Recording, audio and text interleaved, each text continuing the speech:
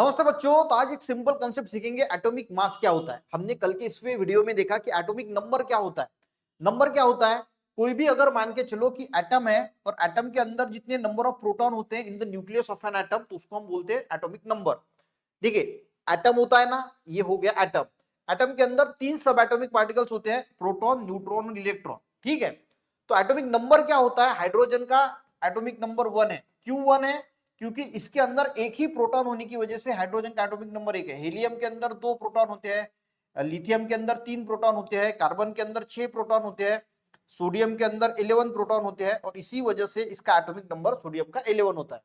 अब atomic mass की बात करें ना, तो एटॉमिक मास क्या होता है, number of proton and neutron present in the nucleus of an atom. देखिए अगर आपके फैमिली का वेट हमें निकालना है, अगर मान के चलो कि आपके फैमिली में 5 मेंबर है, इन सबके वेट की अगर हम एडिशन करेंगे तो हमें जो है वो फैमिली का वेट मिल जाएगा।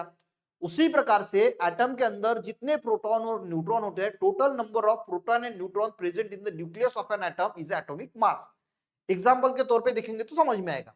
पहला है फ्लोरीन का एग्जांपल। फ्लोरीन के अंदर 9 प्रोटॉन होते हैं और 10 न्यूट्रॉन होते हैं। टोटल अगर एडिशन करेंगे तो 19 आता है यूनिट्स। तो इसका फ्लोरीन का एटॉमिक मास कितना हो गया, 19 यूनिट्स। एटॉमिक नंबर कितना रहता है, 9, क्योंकि इसमें 9 प्रोटॉन जो है वो प्रेजेंट होते हैं। दूसरा क्लोरीन का एग्जांपल अगर हम लेते हैं तो क्लोरीन के एटॉमिक नंबर 17 है। क्यों है, क्योंकि इसके 17 प्रोटॉन है, 18 न्यूट्रॉन प्रेजेंट होते हैं, तो ये हो गया 35।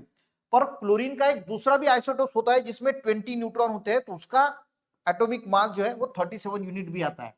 एल्यूमिनियम की बात करें तो एल्यूमिनियम के अंदर प्रोटॉन की संख्या 13 होती है, इसकी वजह से इसका एटॉमिक नंबर 13 है, और न्यूट्रॉन 14 होते हैं और इसकी वजह से इसका एटॉमिक मास कितना हो गया, 27 यूनिट्स। सोडियम के अंदर 11 प्रोटॉन होते हैं और 12 न्यूट्रॉन होते हैं, तो 11 प्रोटॉन होने की वजह से सोडियम का एटॉमिक नंबर होता है 11।